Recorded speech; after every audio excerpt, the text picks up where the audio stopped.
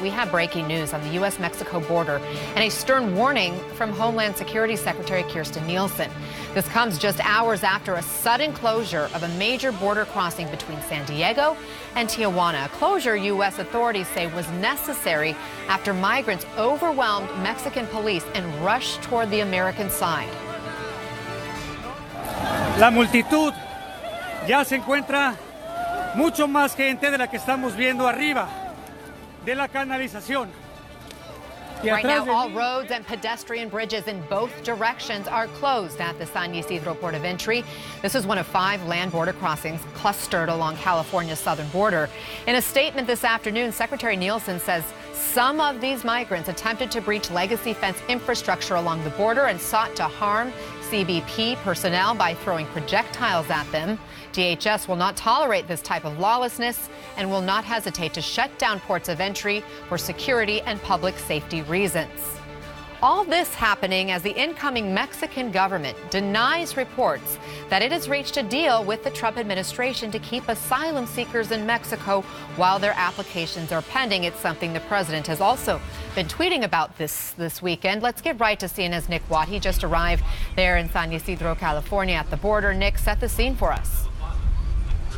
Well, about 5 minutes ago, I heard from authorities here that they have now opened the pedestrian lanes north and south. They've been closed for about 4 hours since this incident when around 500 migrants, they say, on what was supposed to be a peaceful process, came to the border. Some of them managed to overwhelm Mexican police on that side. And according to Kirstjen Nielsen, they tried to climb over what she describes as legacy fencing around this border, which is, by the way, one of the busiest land borders on earth. She also says that they tried to throw projectiles at U.S. officials on this side, CBP people on this side. So the border was closed for a few hours. Of course, this is a very busy day. Thanksgiving holiday weekend. I spoke to people who were Mexican people who were stuck on this side of the border. They said that they'd been across shopping. One lady who works in the outlet malls here goes back to Mexico tonight. They had to wait for a few hours. But listen, this is what President Trump promised just last Thursday. He said if we feel that the border gets out of control, we will close it down temporarily, and that is what they did. And it's still closed to vehicles, and as I was driving down here, they'd actually had roadblocks about 2 miles up the 5 freeway, stopping cars coming down. There wasn't a huge cluster of people here. There were a couple of hundred people waiting to get back across. Most people just went about their daily business and didn't stand in line. There was also a very small group of protesters on this side, but nothing really to speak of. But as I say, Anna, just in the last 5 or 10 minutes, they have reopened this border to pedestrian traffic only. That is no word yet when they'll open it for vehicles. A live update right there as it's happening as we speak. Good to see that. Obviously going to impact hundreds, if not thousands, of people who come across that border every single day. But I'm wondering, Nick, do you see a large security presence there? Because we know that there are U.S. troops there at the border. We know CBP sent in additional personnel to that border point of entry specifically. They did. They knew that these demonstrations were going to be happening today on both sides of the border. The CBP said that they prepared for that. They brought in extra personnel. I did not see any military. There are apparently around 1,500 soldiers right now stationed along the border here in California, but I did not see any evidence of them, but certainly a large CBP presence. And as I say, they closed this situation down. They had roadblocks 2 miles up the 5 freeway. This was fully closed down, and they were telling local people here, listen, we'll open it again once we gain control of the situation, once things calm down. They were trying to work with the people, saying, listen, hang tight, once it's under control, we will try and open it. And that's why some people were standing in line. But as you say, it's open now.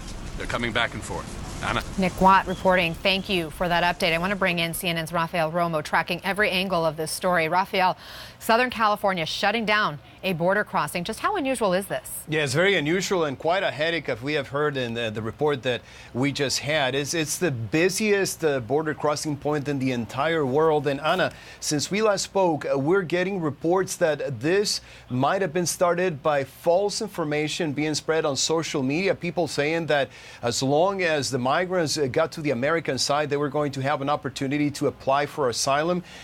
In the city of Tijuana, the mayor is saying that Several people have been detained for spreading false information that led these people to go around the police. And now, we were talking about this before. It was essentially a numbers game. There were dozens of Mexican federal police on the Mexican side blocking access to the American side.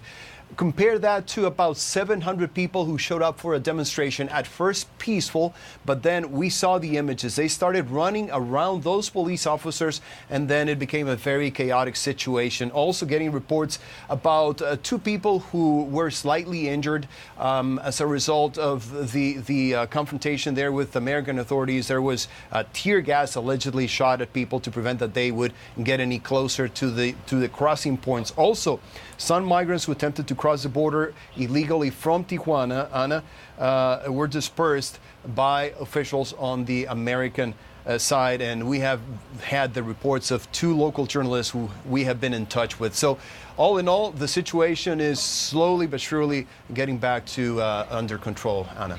Under control, but not necessarily back to normal. Rafael, you've been tracking, along with all of us here at CNN, this group, what's been called a caravan, coming across Mexico from Central America, trying to make its way to the U.S. It's our understanding there are up to 5,000+ of them now there in Tijuana. But what more have you learned about this group, their stories, what they are trying to accomplish? Are they asylum seekers?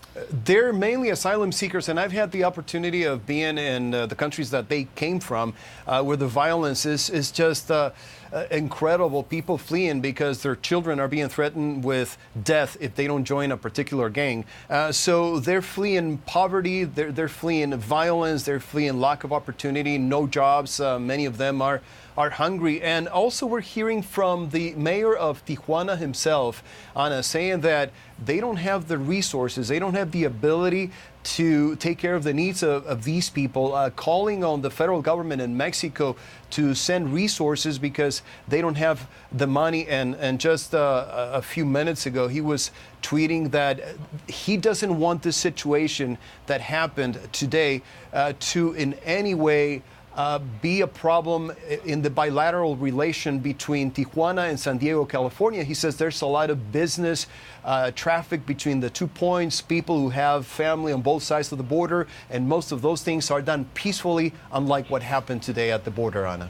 There's the relationship between local officials on both sides of the border, but bigger picture, the relationship between the U.S. and Mexico is something we've been talking about this weekend, because what we're seeing happen there at the border comes on the heels of what we're learning is a possible deal between the U.S. and Mexico, at least the incoming Mexican government, that would keep asylum seekers in Mexico to wait while their court cases play out in the U.S. But now today, Mexico's incoming government is saying, no, not so fast. What more do you know?